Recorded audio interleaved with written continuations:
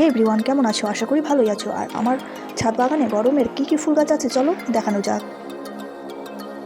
এক নম্বরে আছে টগর। দেখো আমার কাছে ওই দেশি আর এটার ডবল প্যাটেলের টগর ফুল আছে। এটা খুব সুগন্ধিযুক্ত আর অল্প পরিচর্যা হয়ে যায়। তারপরে আছে দেখো করবি।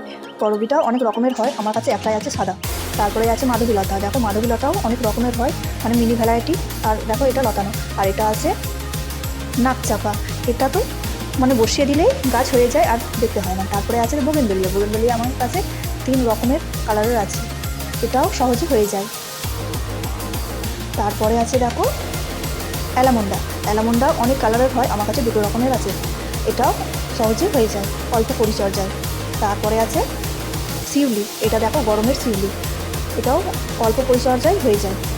তারপরে আছে স্থলপদ্ম। স্থলপদ্ম আমার কাছে 2টো আছে, একটা সিঙ্গেল প্যাটেলের আর একটা ডবল।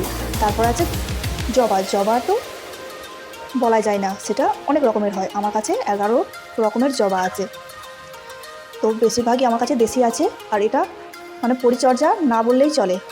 তারপরে আছে জিনিয়া। জিনিয়া আমার কাছে 3 রকমের কালারের আছে। তারপরে আছে বেলফুল। বেলফুলও অল্প পরিচর্যায় হয়ে যায়।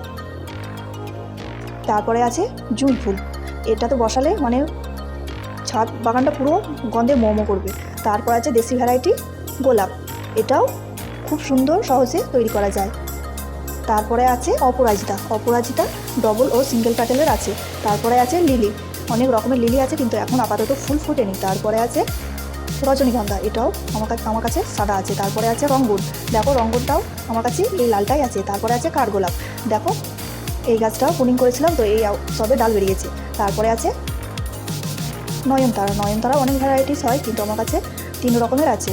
তারপরে আছে অ্যাডেনিয়াম। অ্যাডেনিয়াম আমার কাছে ছিল, সেটা নষ্ট হয়ে গেছিলো, আবার নতুন করে বসিয়েছি ছোটো গাছ। তারপরে আছে পর্তুলিকা। পর্তুলিকাও অনেকে অনেক নামে চেনে। তো দেখো আমার কাছে 3 কালারের আছে, আর সবই সিঙ্গেল প্যাটেলের।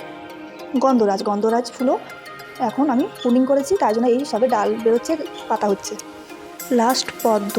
আর আমি যা দেখালাম সব গাছই আপনারা ছাদে বসাতে পারবেন অল্প পরিচর্যায়। ভালো থাকবেন, সুস্থ